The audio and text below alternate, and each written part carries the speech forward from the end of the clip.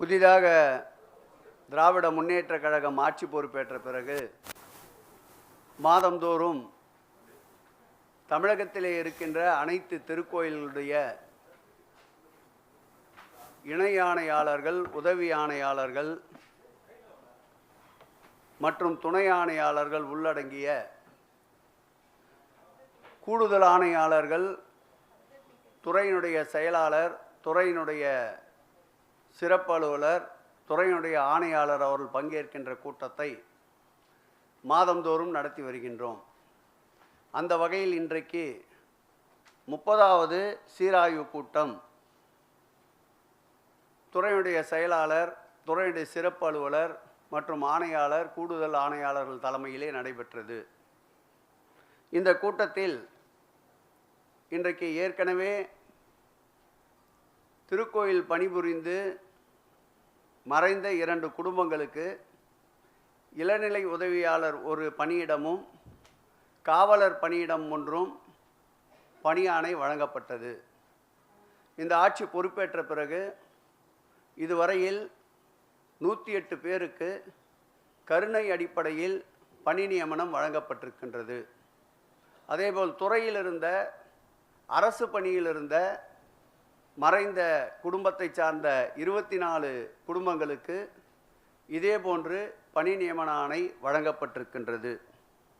இந்த ஆட்சி பொறுப்பேற்ற பிறகு பல ஆண்டு காலமாக நிலுவையில் இருந்த பதவி உயர்வு 713 பேர்களுக்கு 12 ஆண்டுகள் நிலுவையில் இருந்த பணி உயர்வை மாண்புமிகு தமிழக முதலமைச்சர் அவர்கள் ஆட்சி ஏற்பட்ட பிறகு பணி வழங்கப்பட்டிருக்கின்றது. அதேபோல் தமிழ்நாடு தேர்வாணையத்தின் வாயிலாக இதுவரையில் 379 பணியிடங்கள் பூர்த்தி செய்யப்பட்டிருக்கின்றன.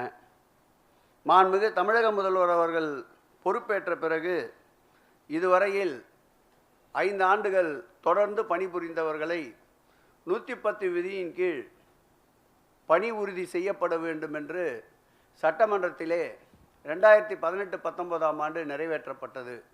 ஆனால் நிறைவேற்றிய அந்த ஆட்சியாளர்கள் செய்ய தவறியதை மாண்புமிகு தமிழக முதல்வர்கள் பொறுப்பேற்ற பிறகு இதுவரையில் 1289 பேர்களுக்கு அந்த பணி வரன்முறை செய்யப்பட்டிருக்கின்றது. இதுபோன்ற எண்ணற்ற திட்டங்களின் தொடர்ச்சியாக மாண்புமிகு தமிழக முதல்வர் தலைமையிலே இருக்கின்ற ஆலோசனை குழு, இந்து சமய அறநிலைத்துறை ஆலோசனை குழு கூட்டம் 2வது முறையாக நேற்றைக்கு கூட்டப்பட்டது. அந்த கூட்டத்தில் ஏற்கனவே இந்து சமய அறநிலையத்தின் அறிவிப்பின்படி இதே அலுவலகத்தில் 108 புத்தகங்கள் பதிப்பகம் செய்யப்பட்டு வெளியிடப்பட்டது.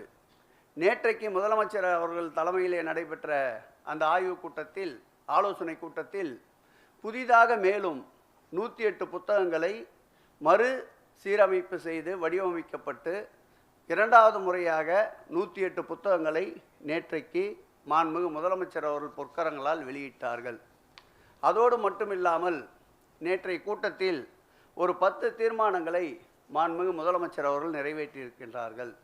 வெளியிடப்பட்ட இந்த புத்தகங்களுக்கு பக்தர்கள் மத்தியில் அதிக வரவேற்பு இருக்கின்ற நிலையில் ஏற்கனவே 108 திருக்கோயில்களில் புத்தக விற்பனை மையங்கள் ஏற்படுத்தப்பட்டிருக்கின்றன.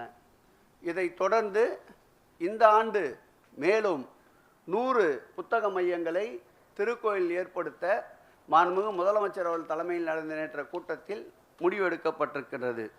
அதேபோல் கிராமப்புறம் மற்றும் ஆதி திராவிடர்கள் மக்கள் வசிக்கின்ற பகுதிகளில் ஏற்கனவே 1 லட்சம் ரூபாய் அந்த திருக்கோயில் திருப்பணிக்கென்றிருந்ததை 2 லட்சம் ரூபாயாக உயர்த்திய பெருமை திராவிட மாடல் ஆட்சிக்கு உண்டு. அதோடு மட்டுமில்லாமல் 1000 திருக்கோயில் திருப்பணி என்று இருந்ததை மாற்றி 1250 திருக்கோயில்கள் ஆதி திராவிடர்கள் மக்கள் வசிக்கின்ற பகுதியில் இருக்கின்ற திருக்கோயில்களுக்கும் கிராமப்புறங்களில் வசிக்கின்ற மக்கள் வாழ்கின்ற திருக்கோயில்களுக்கும் எண்ணிக்கையை உயர்த்தி உத்தரவிட்ட ஆட்சி இந்த ஆட்சி. மாண்புமிகு முதலமைச்சர் தலைமையிலே நடந்த நேற்றைய ஆலோசனை கூட்டத்தில் இந்த நிதி மேலும் உயர்த்த வேண்டும் என்ற ஆலோசனை கூட்டத்தில் கோரிய கோரிக்கையின்படி 2 லட்சம் ரூபாயை 2 லட்சம் ரூபாயாக உயர்த்துவதற்கு மாண்புமிகு முதலமைச்சர் அவர்கள் நேற்றைய ஆலோசனை கூட்டத்தில் முடிவெடுக்கப்பட்டிருக்கின்றது.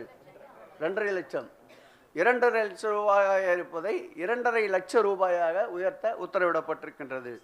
அதேபோல் நிதி வசதி அற்ற 49 பிரிவு 1 கீழ் இருக்கின்ற திருக்கோயில்களில் நிறைய திருக்கோயில்களில் திருப்பணி மேற்கொள்ளப்பட இருக்கின்றது. அதையும் முதலமைச்சர் கவனத்திற்கு கொண்டு சென்றவுடன் சுமார் 500 திருக்கோயில்களை திருப்பணிக்கு இந்த ஆண்டு எடுத்துக்கொள்ள உத்தரவிட்டிருக்கின்றார். அதற்கு ஆகின்ற செலவை நிச்சயம் துறையின் சார்பிலும் அரசின் சார்பிலும் ஈடுகட்டப்படும் என்பதை நேற்றைய முதலமைச்சர் அவர்கள் ஆலோசனை கூட்டத்திலே தெரிவித்திருக்கின்றார்.